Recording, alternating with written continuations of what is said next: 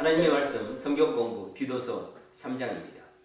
디도서 3장의 제목을 같이 봅니다. 국가의 통치자들, 불신 이웃과 이단에 속한 자에 대한 성도의 태도, 그리고 끝맺는 말. 디도서 3장 마지막 장인데요. 마지막 장의 설명을 우리 같이 보겠습니다. 사도 바울은 1장과 2장에서 글에 대해서 사역하고 있는 목회자 디도에게 교회가 당면한 여러가지 현안들을 해결하고 성도의 바른 신앙생활 교육과 양육을 위한 목회의 지침으로 교회를 중심으로 하는 내적 신앙생활에 대해 교훈하였다. 3장에서는 계속되는 성도의 신앙 양육에 관한 지침으로 교회 밖에서의 국가와 이웃에 대한 성도의 신앙생활 태도를 말씀하고 있다. 3장은 국가의 권세 잡은 자들인 통치자들에 대한 성도의 태도, 믿지 않는 불신 이웃에 대한 성도의 태도, 이단에 속한 이웃에 대한 성도의 태도, 그리고 본서를 끝맺는 마지막 인사를 하고 있다.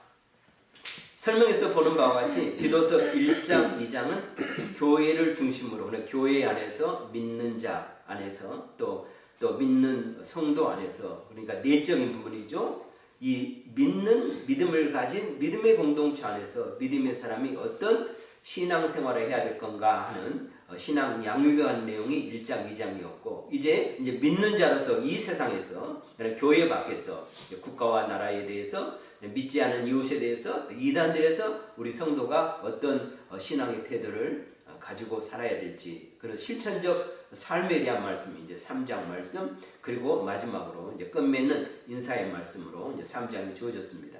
3장의 주요 내용을 보면 설명한 것처럼 첫 번째로는 국가의 통치자들에 대한 성도의 태도 1절 말씀, 그리고 믿지 않는 불신 이웃에 대한 성도의 태도의 말씀이 2절로부터 8절, 이단에 속한 이웃에 대한 성도의 태도 9절로 11절, 그리고 마지막 인사 12절로부터 15절 말씀, 이렇게 사도 바울이 디도에게, 그레데 성도에게 이렇게 편지를 쓰고 또 이 시대의 우리에게 이렇게 편지해 주고 있습니다. 그러면 먼저 첫 번째, 국가의 통치자들에 대한 성도의 태도. 성도는 국가에 대해서, 또 통치자들에 대해서, 또 권세 잡은 자에 대해서 어떤 태도로 이 세상에서 살아가야 하나 하는 이제 설명의 말씀 같이 봅니다. 하나님의 백성은 구원받은 성도로서 천국 시민권을 가진 하나님 나라의 시민이면서 동시에 이 세상 국가의 국민의 한 사람이기 때문에 국가에 대한 책임과 의무를 다해야 한다. 사도 바울은 국민의 본분으로서 국가 통치 권력자에 대하여 마땅히 지녀야 할 성도의 기본 덕목과 자세에 대하여 교훈하고 있다. 1절 말씀은 짧은 말씀이지만 설명은 좀 길었습니다. 그래서 본문 말씀을 우리 같이 보겠습니다. 너는 그들로 하여금 통치자들과 권세 잡은 자들에게 복종하며 순종하며 모든 선한 일을 행하기를 준비하게 하며. 짧은 말씀이죠. 1절 말씀이. 그렇지만 이 1절 말씀을 통해서 성도가 국가에 대해서 국민의 한 사람으로서 어떤 의무와 책임을 다해야 하는지 말씀합니다. 통치자들, 국가를 다스리는 통치자들, 이 권세 잡은 자들에게 복종하라, 순종하라, 그리고 모든 선한 일을 행하기를 준비하게 하라. 그래서 그들로 하여금, 교회 성도들로 하여금, 믿는 자로 하여금, 그 시대나 지금 시대나 역시 이 하나님의 변함없는 진리의 말씀으로 우리 믿는 자들이 나라에 대해서, 또 나라의 권세 잡은 자, 나라를 다스리는 위정자들의 어떤 태도를 지녀야 되는가 하는 부분의 말씀입니다.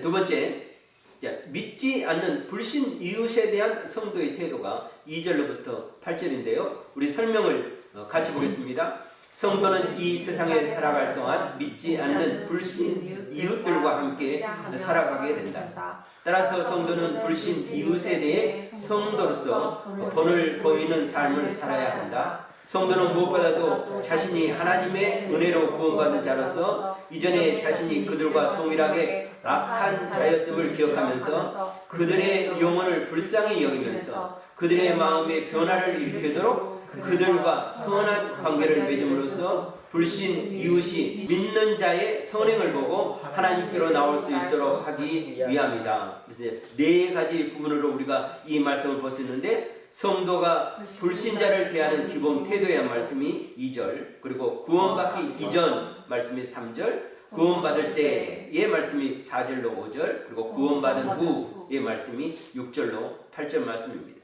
그러면 먼저 믿지 않는 불신 이웃에 대한 성도의 태도에서 성도가 불신자를 대하는 기본적인 태도를 사도 바울이 먼저 말씀하고 있습니다. 2절 말씀인데요. 같이 봅니다. 아무도 비방하지 말며 다투지 말며 관용하며 범사의 온유함을 모든 사람에게 나타낼 것을 기억하게 하라. 사도 바울이 그레데 교회 성도들에게 가르치기에 그들로 하여금 아무도 비방하지 말며 다투지 말며 관용하며 범사의 온유함을 모든 사람에게 나타낼 것을 기억하게 하라. 이와 같은 삶의 태도로 불신자를 대하면서 불신자 가운데서 이렇게 행하라.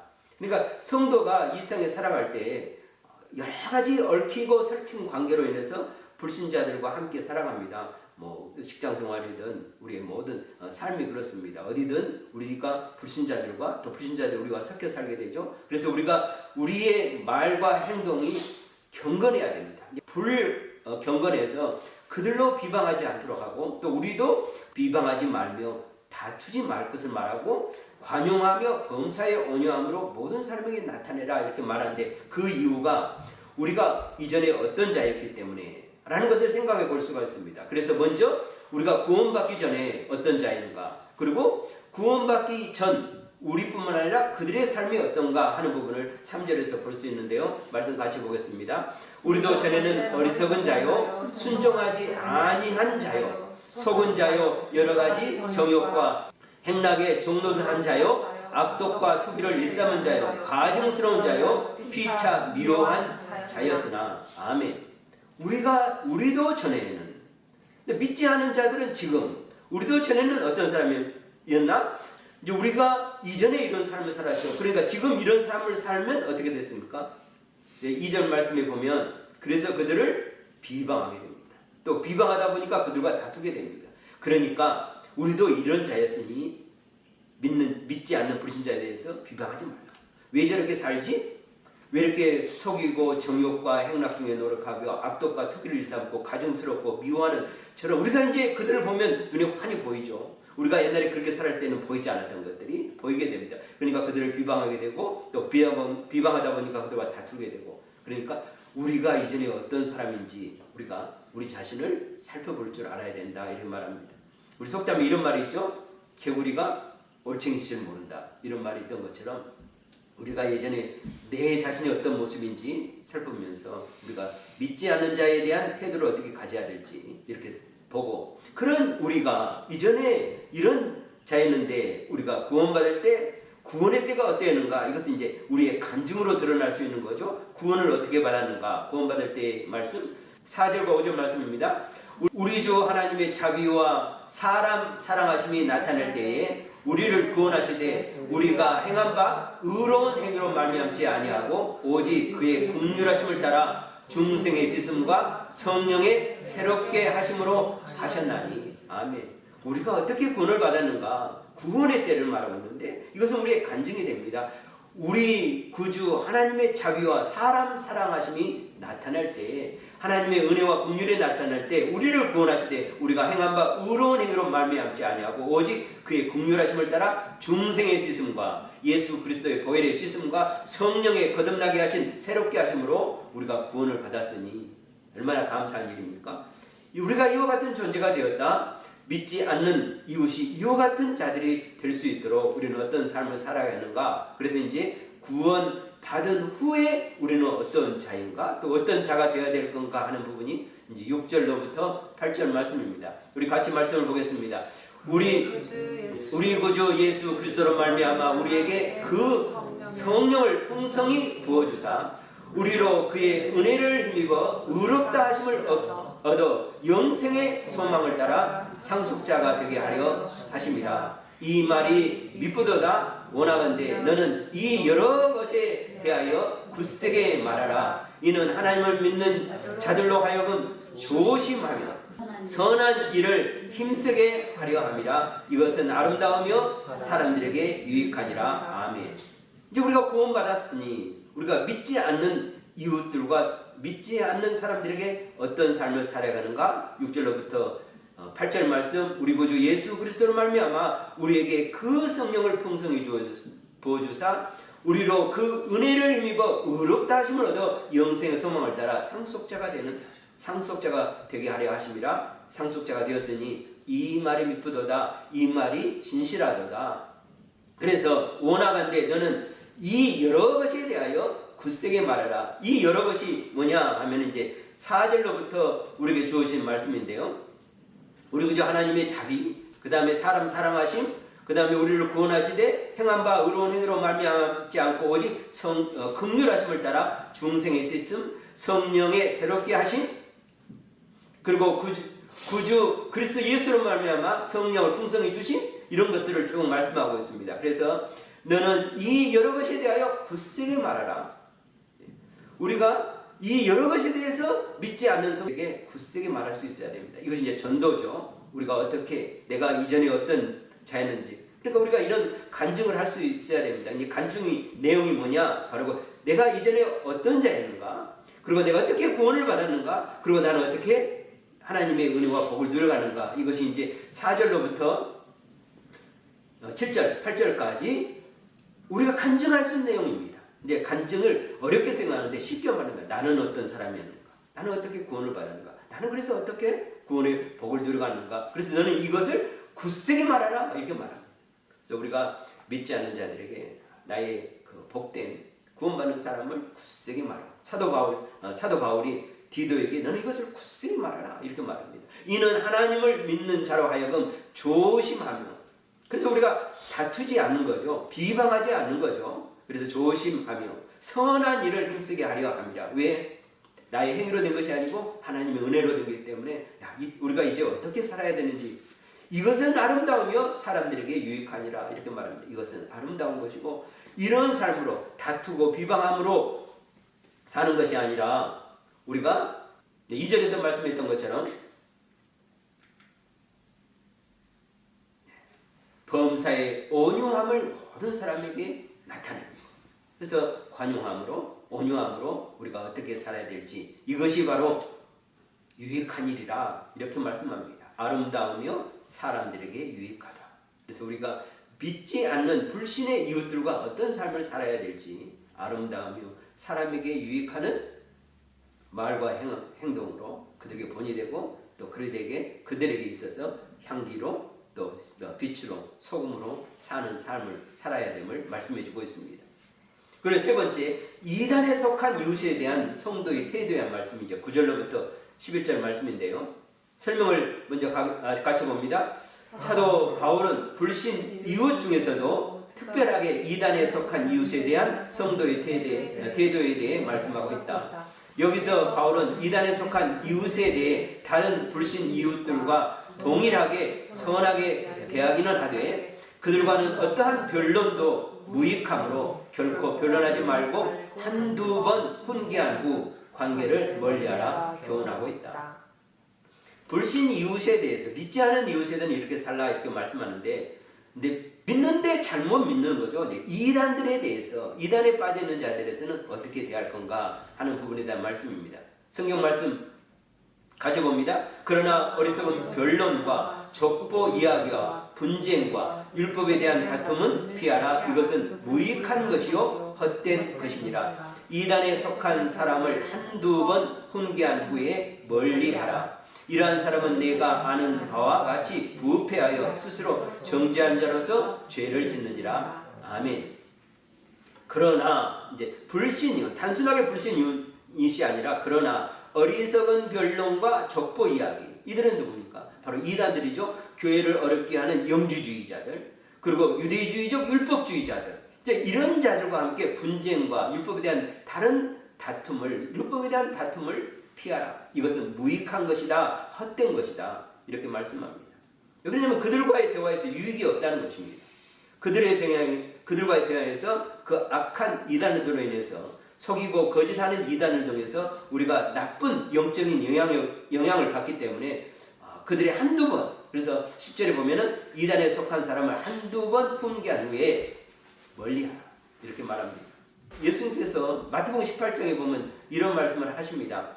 너희 형제 중에서 범죄한 자가 있거든 내가 가서 권하고 또 그 말을 듣지 않으면 두세 증인과 함께 권하고 그리고 이제 또 말을 듣지 않으면 교회에 말하고 그렇게 해서 말을 듣지 않으면 이방인과 세력같이 여기라 이렇게 말씀합니다.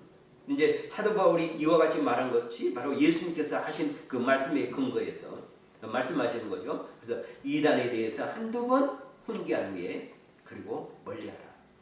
이것이 그들과 대화하는 것이 무익한 것이고 헛된 것이다 이렇게 말씀합니다. 이러한 사람은 내가 아는 바와 같이 부패하여 스스로 정죄한 자로서 죄를 짓는다 이렇게 말하고 그렇기 때문에 우리가 그 죄를 짓는 그들과 함께하는 삶이 되지 않기를 바랍니다. 사도바울은 이렇게 또 말씀합니다. 믿지 않는 자와 함께 멍에를 매지 말라 이렇게 말씀하는데 심지어 이단과 같이 논하는 것 그들과 대화하는 것은 유익함이 없다 이렇게 말씀해주고 있습니다. 이제 마지막으로 이제 인사를 하고 있습니다. 그래서 12절로부터 15절 사도 바울의 마지막 인사인데요. 설명을 같이 봅니다. 디도서의 마지막 종결 부분으로 바울이 디도에게 개인적인 부탁과 함께 마지막 문안 인사를 하고 있다. 바울은 자신의 선교 일정에 대해 간략하게 언급한 후 하나님이 기뻐하시는 아름다운 열매 맺는 자가 되어야 함을 강조하면서 성도가 마땅히 가져야 할 실천적 신앙의 중요성을 일깨워주고 마지막 인사에서 하나님의 은혜가 모든 사람에게 있기를 축원하면서 본서를 마치고 있다.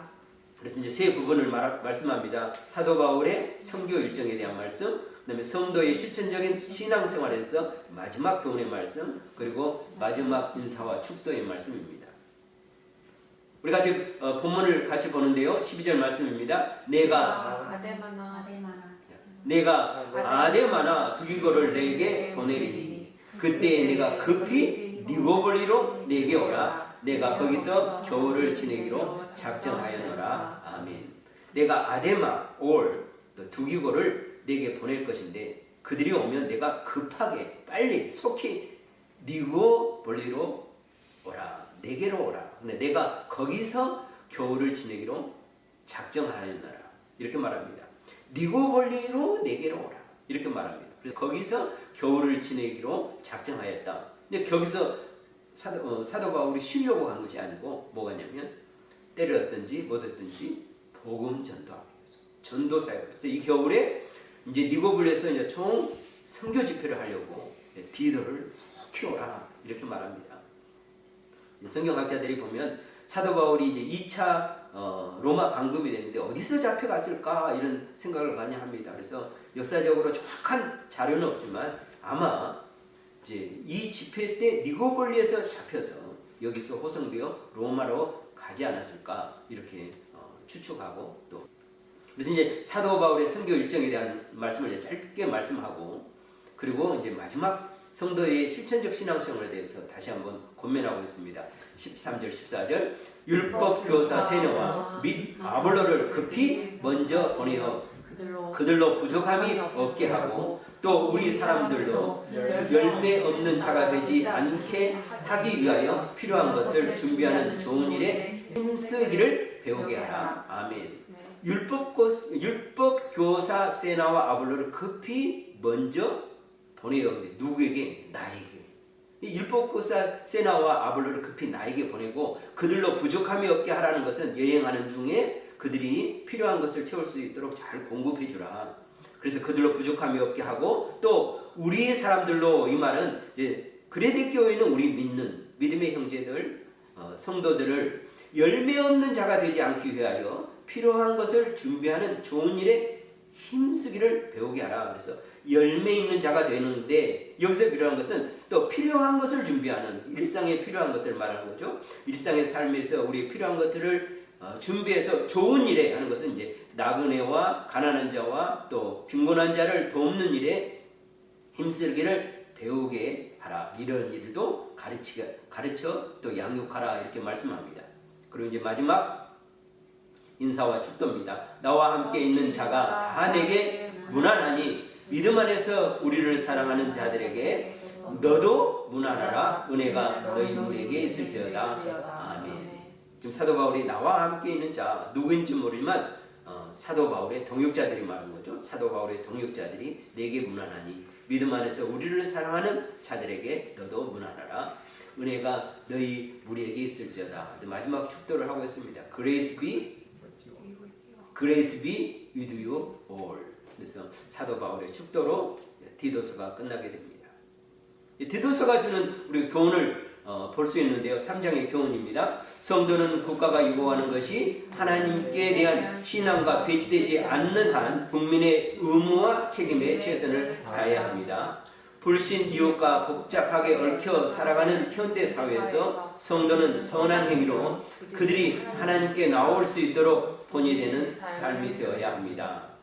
우리가 하나님께서 사도 바울을 통해서 주신 그 말씀을 통해서 우리 같이 함께 은혜를 나누었습니다. 기도하겠습니다. 하나님 아버지 감사합니다. 오늘도 살아있는 말씀으로 우리 영혼과 우리의 삶을 일깨워 주시고 또 말씀으로 우리를 교육하고 양육해 주심을 인하여 하나님 감사합니다. 하나님의 사람으로서 천국 시민으로서 국가와 또 나라와 민족을 위해서 책임과 의무를 다하는 또 우리 믿음의 사람들이 될 수 있도록 하나님 인도하여 주시고 또 믿지 않는 자들에게 본이 됨으로 말미암아 그들을 하나님께로 인도하는 저희의 모든 삶, 빛과 소금과 그리스도의 향기가 되는 저희 삶이 될 수 있도록 하나님 또한 역사하여 주시옵소서. 모든 것 주님께 감사드리며 거룩하신 우리 주 예수님의 이름으로 기도드리옵나이다. 아멘.